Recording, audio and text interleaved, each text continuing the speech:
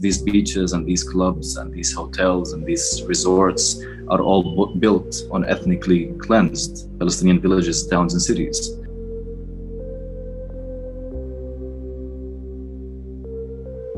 Israeli soldiers don't knock on a Palestinian's door and ask about their gender and sexuality, and then tell them to leave the house before they demolish it.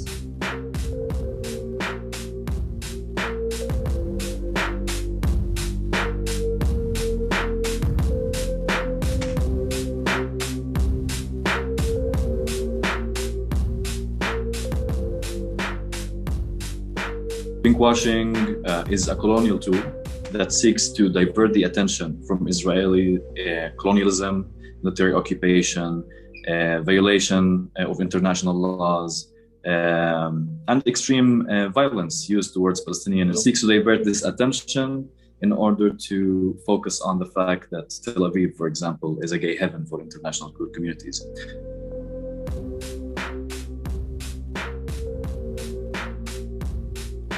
Since Israel paints itself as the gay heaven for LGBT and queer communities in general, and since it continuously paints Palestinian society as the regressive and savage and violent one, so in this sense, it really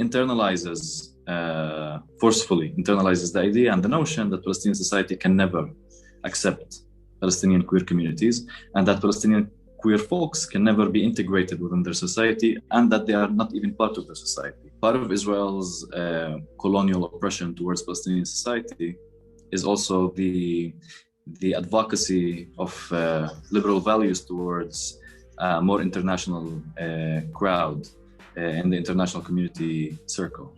So Israel continuously tries to better its image, and it's very much a systematic and institutional effort, very much state-funded, to continuously better the image of Israel internationally. And it is done through several tactics and policies. One of them is pinkwashing, another is greenwashing for more an environmentalist discourse, whitewashing, and the list goes on. Israel's approach towards queer Palestinians is that it kind of situates itself in a way where it is the only savior for queer Palestinians.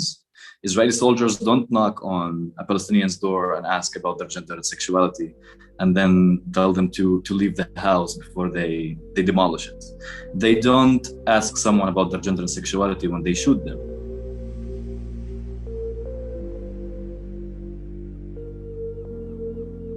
A lot of Eastern and globally Southern societies and communities, as well as Muslim communities, are constantly painted through a monolithic lens, whereas we are painted as regressive societies, violent societies towards women and queer people, societies that are intolerant of different sexual and gender experiences and attitudes. Which is very much entrenched in colonialist, Islamophobic, anti-Black and anti-Arab rhetoric. Colonialism is actually what brought these beliefs to our communities. A lot of communities that have been colonized by France, Britain, and other European and American governments and imperial powers have been, in fact, affected tremendously by patriarchal colonialist belief.